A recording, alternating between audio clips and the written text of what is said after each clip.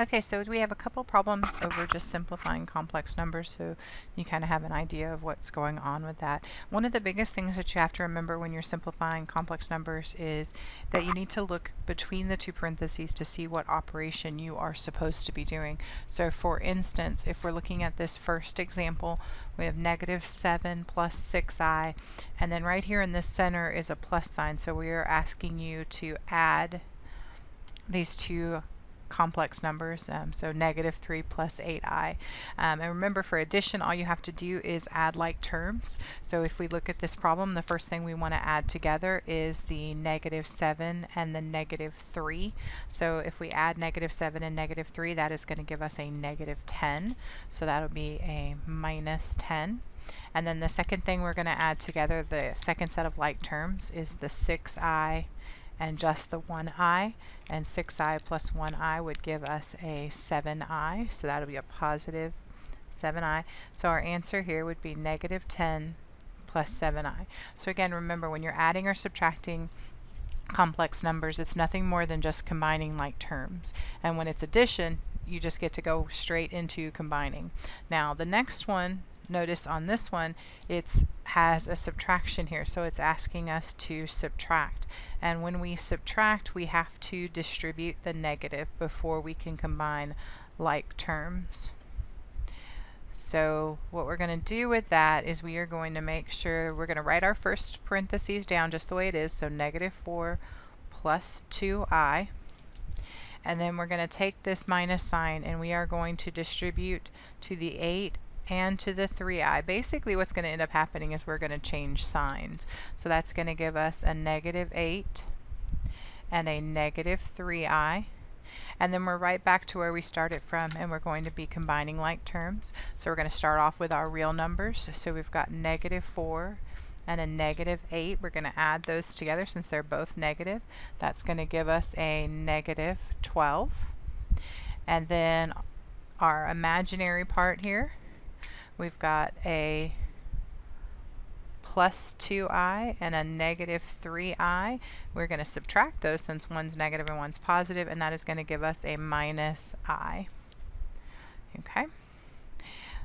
So our third one, we're actually doing both subtraction and addition. So again, we're going to write the first parentheses down just like he is, so 2 plus 6i, nothing changes. And then because we are subtracting the second complex number, we're going to distribute that negative. So that's going to give us +1 plus 9i. And then again, since we're adding, we're not going to change anything. However, instead of saying plus a -6, we're just going to write -6. It's just a little bit cleaner, a little bit neater. So anytime you have that where you're adding a negative number, remember, you can just say subtracting. And then plus 4i.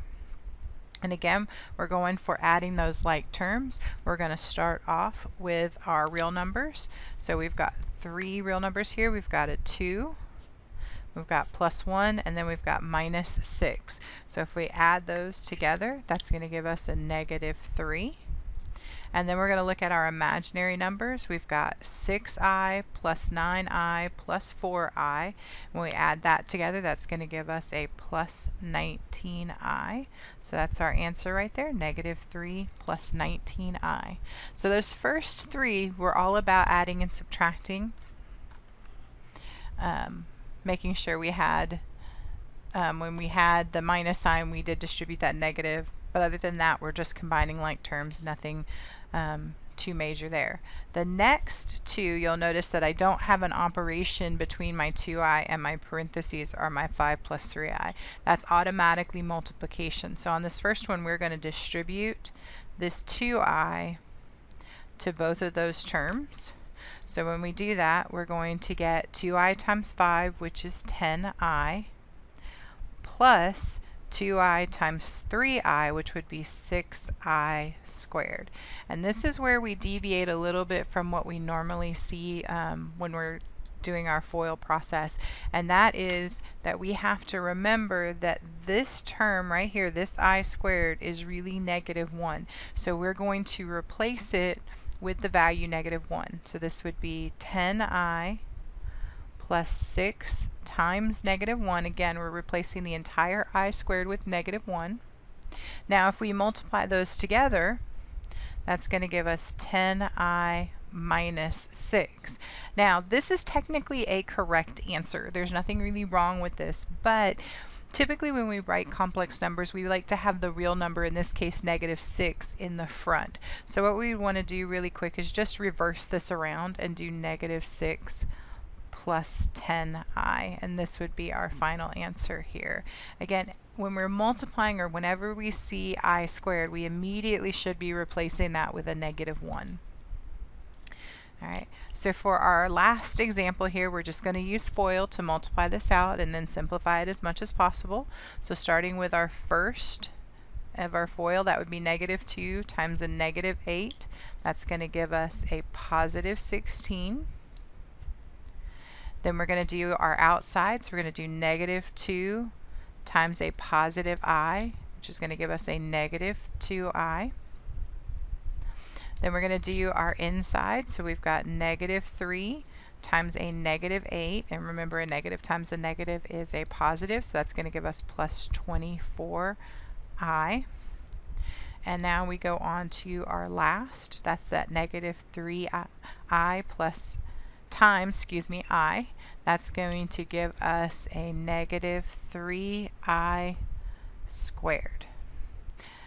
Okay, so again, this guy right here, this I squared, is really negative 1. So when we do this, this is going to be 16, and I can go ahead and combine these two together, so that would be plus 22I, and this will be minus 3 times negative 1. Now again, I'm going to multiply these two together, and a negative times a negative is going to make that a positive. So 16 plus 22I plus 3. Well, now that we've added that, notice that we have the 16 and the 3 are both real numbers, so we can add those together, which would give us 19 plus 22I, and this would be our answer for this third one. One of the things I want to point out to you guys is when you are multiplying imaginary or complex numbers, your answer should be a complex number. You shouldn't have any I squareds in it, because again, anytime we see the I squared, we're immediately replacing it with negative 1 and going through the process, and notice that he then becomes a real number, which can then be combined with that 16.